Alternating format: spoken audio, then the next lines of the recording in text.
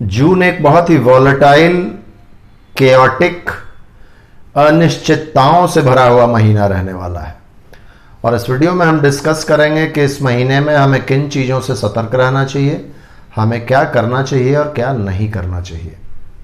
नमस्कार, मैं हूं मुकेश और आप मुझे देख रहे हैं वत्सवाच मेरे चैनल पर। प्लीज़ मेरे चैनल को सब्सक्राइब कर लें और बगल के बेल आइकन को दबा लें ताकि हम लोगों का जो ये संवाद है यूट्यूब पर, यह हमेशा चलता रहे।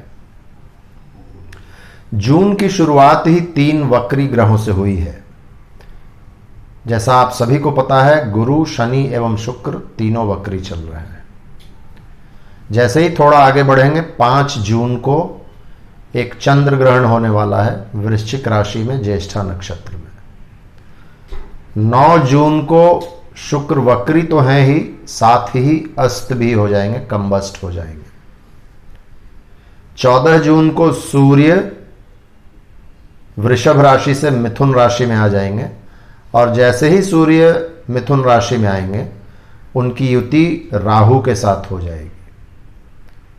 18 तारीख को मंगल, जो अभी तक कुंभ राशि में है, वो मीन राशि में चले जाएंगे और उसी दिन बुध, जो अपनी राशि मिथुन में है, वो वक्री हो जाएंगे। यानी कि 18 जून से टोटल 6 ग्रह वक्री हो जाएंगे। 21 जून को एक बहुत बड़ा सूर्य ग्रहण है।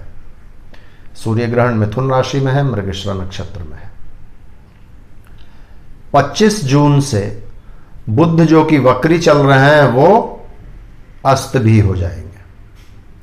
तो इतने सारे ट्रांजिट्स जून में होने जा रहे हैं और इसका अर्थ हम समझेंगे कि इन ट्रांजिट्स का हमारे लाइफ पर क्या असर पड़ने वाला है। सबसे पहले 5 जून को जो चंद्र ग्रहण है, ये 5 जून वाला चंद्र ग्रहण बहुत ज्यादा प्रभाव हमारे लाइफ पे नहीं डालेगा, क्योंकि ये एक पूर्ण चंद्र ग्रहण नहीं है, ये एक छाया ग्रहण है। लेकिन फिर भी थोड़ा बहुत असर रहेगा। मृगशिरा नक्षत्र में है और चंद्रमा पर ग्रहण लग रहा है, इसलिए थोड़ा असर तो इसका रहेगा। और ठीक 30 दिन के बाद फिर एक दूसरा चंद्र ग्रहण भी है, जुलाई 5 को। उस चंद्र ग्रहण का बड़ा इफेक्ट पड़ेगा। दरअसल मित्रों, चंद्र ग्रहण का इफेक्ट जो है वो तुरंत हम लोगों को पता चल जाता है, क्योंकि चंद्रमा जो है हमारे माइंड को डिनोट करता है और इसलिए इसका ग्रहण का असर तुरंत पता चलता है। लेकिन सूर्य ग्रहण का असर थोड़े ज़्यादा दिनों तक चलता है और उसको खास तौर पर समझने की बहुत आवश्यकता पड़ती है। ये हम लोग आगे डिस्कस करेंगे। तो 5 जून का चंद्र ग्रहण हो गया। 9 जून को शुक्र वक्री तो पहले से ही चल रहे हैं अपनी राशि में, वो अस्त भी हो जाएंगे। और मरक्यूरी भी इस महीने के अंत में वक्री भी हो जाएंगे और अस्त भी हो जाएंगे। शुक्र एवं मरक्यूरी दोनों के मोशंस को यदि देखिएगा तो ये बहुत ही एरैटिक रहा है इनका मोशन। शुक्र एवं बुध दोनों ही बहुत फास्ट मूविंग प्लैनेट्स हैं और एक राशि से दूसरे राशि में जाने में हार्डली बहुत ज़्यादा समय नहीं लगता इन दोनों ग्रहों को। लेकिन पिछले कुछ दिनों से आप देखेंगे कि शुक्र भी बिल्कुल लंगर डालकर बैठे हुए हैं वृषभ राशि में और लगभग अगस्त के फर्स्ट वीक तक वहां रहेंगे। ऐसा जल्दी होता नहीं है। बुध भी अभी मिथुन राशि में प्रवेश किए हैं और यहां ये भी अगस्त फर्स्ट वीक तक रहेंगे। और ये दोनों प्लैनेट्स का वक्री हो जाना और कंबस्ट हो जाना, ये किन चीजों पर असर करेगा? शुक्र हमारे रिलेशनशिप्स को डिनोट करते हैं, खास करके हमारी पत्नी, यदि आप पुरुष हैं तो, और यदि आप महिला हैं तो आपकी बहनें, आपकी सहेलियां। दूसरे घर में है, वृषभ राशि में है, दूसरा घर वैसे भी रिलेशनशिप्स को डिनोट करता है, हमारे आई साइट को डिनोट करता है, हमारे फूड हैबिट्स को डिनोट करता है, हमारे फाइनेंसेस को रिप्रेजेंट करता है। तो इन सभी चीजों में हम लोगों को थोड़ा संभल कर चलना पड़ेगा। आपका रिलेशनशिप्स किस तरीके का है, उसको रिकैलिब्रेट करने की आवश्यकता है क्या, ये देखने का समय है। क्योंकि शुक्र वक्री भी है। वक्री का मतलब ही होता है ठहर कर देखना, इंट्रोस्पेक्ट करना। चूंकि तीसरा घर मिथुन राशि भी इन्वॉल्व है और मर्क्यूरी इन्वॉल्व है, इसलिए कम्युनिकेशन इन्वॉल्व है। आपके सिबलिंग्स, आपके खास करके छोटे भाई बहन इन्वॉल्व हैं। आपकी छोटी मोटी यात्राएं इन्वॉल्व हैं। इन चीज़ों पर ध्यान देने की आवश्यकता है। ऐसे कम्युनिकेशंस में ना पड़े जिससे आपको प्रॉब्लम हो। फाइनेंशियल प्लानिंग आपको बहुत सतर्क रहकर करने की आवश्यकता है। खास करके आपके जो इन्वेस्टमेंट्स हैं, और खास करके यदि वो इन्वेस्टमेंट्स शेयर मार्केट्स में है या शेयर मार्केट में आपको स्पेकुलेशन की आदत है, तो इन सभी चीज़ों से हमको सतर्क रहना है। कोई भी नया डिसीजन बिल्कुल नहीं लेना है। आराम से 1 महीना रुकिए, 1 महीने के बाद फिर समय आएगा। तो ये हो गया बुध एवं शुक्र की बात। 9 तारीख को शुक्र वक्री तो थे ही, कंबस्ट हो जाएंगे, इसका मैंने रिजल्ट्स आपको बताया। 14 को जब सूर्य आएंगे मिथुन राशि में, तो उनकी युति हो जाएगी राहु के साथ। सूर्य राहु के साथ एक बार साल में युति जरूर करते हैं, लेकिन इस बार ये युति मिथुन राशि में हो रहा है, और साथ में मिथुन राशि के मालिक बुध भी साथ में है, और इसी राशि में सूर्य पर ग्रहण भी लग रहा है। सूर्य यानी कि हमारा तंत्र परितंत्र, हमारी गवर्नमेंट, हमारे बड़े बुजुर्ग। मिथुन राशि यानी हमारा कम्युनिकेशन। इस महीने में हमारी गवर्नमेंट कोई ना कोई ऐसा डिसीजन लेगी जिसका असर हम सभी लोगों के जीवन पर पड़ेगा। व्यक्तिगत रूप से हम लोगों को यह ध्यान देने की आवश्यकता है कि हम जब भी कोई नया काम करने जाएं तो अपने बड़े लोगों का, अपने सूर्य, अपने वडिलों का, अपने एल्डर्स का हम आशीर्वाद लेकर करें, उनसे राय मशवरा, उनकी एडवाइस लेकर करें। ये तो हो गया 14 तारीख में सूर्य का ट्रांजिट। 18 तारीख को मंगल कुंभ से मीन में प्रवेश कर रहे हैं। कुंभ से मीन में प्रवेश करना दरअसल एक अच्छी बात है। खराब अभी चल रहा है। मंगल जैसे ही मकर राशि से कुंभ राशि में आए, तो मंगल किस चीज को डिनोट करते हैं? मंगल फायर को रिप्रेजेंट करते हैं, और कुंभ राशि का मतलब वात यानी कि वायु का साइन है। जब भी अग्नि और वायु साथ में आएंगे तो अग्नि भड़कने का चांसेस बढ़ जाता है। आग लगने की घटनाएं तो बढ़ेंगी ही, साथ ही हमारी भावनाओं में भी आग लगने का काम होगा। सड़कों पर उतरने की घटनाएं लोगों की बढ़ेंगी। आप जो अभी अमेरिका में देख रहे हैं, वहां एक अश्वेत आंदोलन जैसा पिछले 2-3 दिनों में चल रहा है। सड़कों पे आगजनी हो रही है, लूटपाट हो रहा है, और गवर्नमेंट उसको कंट्रोल नहीं कर पा रही है। ऐसे विद्रोह की स्थिति मंगल के कुंभ राशि में रहने से हो रहा है।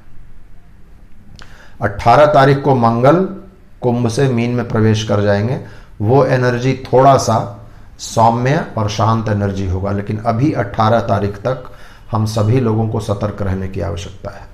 अमेरिका की जैसी घटनाएं हांगकांग में होने की संभावना है, विश्व में और भी कई जगहों पर होने की संभावना है। व्यक्तिगत रूप से हम लोगों को ये ध्यान देना होगा कि कहीं मंगल कुंभ में हमारी भावनाओं को भी तो ज़्यादा उद्वेलित नहीं करते। हम लोगों को शांत रहने की आवश्यकता है।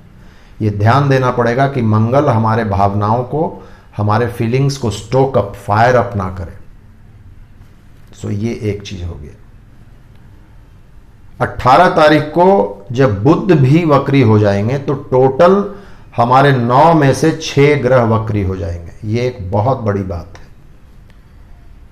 आप सभी लोगों को पता होगा 9 ग्रह में सूर्य एवं चंद्र कभी भी वक्री नहीं होते। इनका मोशन हमेशा डायरेक्ट होता है।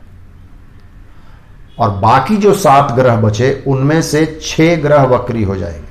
राहु और केतु हमेशा वक्री होते हैं, और साथ में बुध, शुक्र, शनि एवं गुरु, तो टोटल 6 ग्रह वक्री हो गए। 6 ग्रह के वक्री होने से एक ऐसा कैओटिक एनर्जी, एक ऐसा वोलेटाइल एनर्जी का सृजन होगा जिससे हम सभी लोगों को सतर्क रहने की आवश्यकता है। मैं डराने का प्रयास नहीं कर रहा हूं, और डरने की आवश्यकता भी नहीं है। सिर्फ कुछ चीजों का ध्यान रखना आवश्यक है। रेट्रोग्रेड प्लैनेट्स का मतलब होता है इंट्रोस्पेक्शन का समय। जो भी इन प्लैनेट्स का अनफिनिश्ड एजेंडा होगा वो पूरा करने का समय है ये। तो दूसरा एवं तीसरा, वृषभ और मिथुन के बारे में मैंने बता दिया। फाइनेंसेस, रिलेशनशिप्स, खान पान, हमारे फैशन, हमारा कम्युनिकेशन, इन चीज़ों पर ध्यान रखने की आवश्यकता है। गलत कम्युनिकेशंस में किसी से हीटेड आर्ग्यूमेंट्स में ना पड़े। अननेसेसरी गॉसिप में 5 आदमी बैठ गए और किसी पर फिक्रा कसना शुरू किए, किसी का मीन मेक निकालने लगे, इन चीज़ों से बचना चाहिए। गुरु एवं शनि 10वें भाव में वक्री हैं, मकर राशि में वक्री हैं। मकर राशि एक बहुत ही कार्मिक राशि है, शनि एक बहुत ही कार्मिक प्लैनेट है। तो हमें अपने कर्मों का ध्यान रखना पड़ेगा। क्या हम अपने रिस्पॉन्सिबिलिटीज़ का निर्वहन सही तरीके से कर रहे हैं क्या, इस पर ध्यान देने की आवश्यकता है। 10वां घर यानी हमारे कर्म स्थान को डिनोट करता है।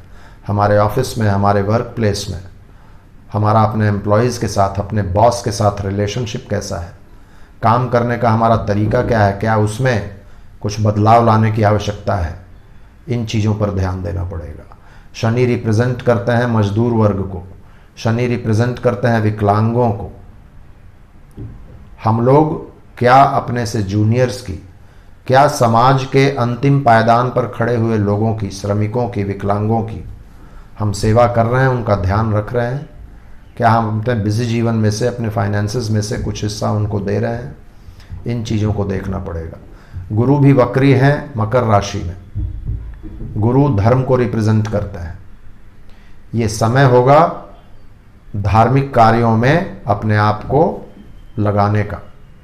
और ख़ास करके फ्रेंड्स, जो ये ग्रहण का समय होता है, ग्रहण के विषय में एक खास बात आपको बता दूं, ये ग्रहण का समय होता है मंत्र जाप करने का समय, अपने स्क्रिप्चर्स को पढ़ने का समय, और ख़ास करके जो सबसे ज़्यादा फायदा देता है ग्रहण के समय में, अपने पितरों को याद करने का समय। तो 5 तारीख को एक ग्रहण है, 21 जून को एक ग्रहण है और 5 जुलाई को एक ग्रहण है। 30 दिन के अंदर 3 ग्रहण है।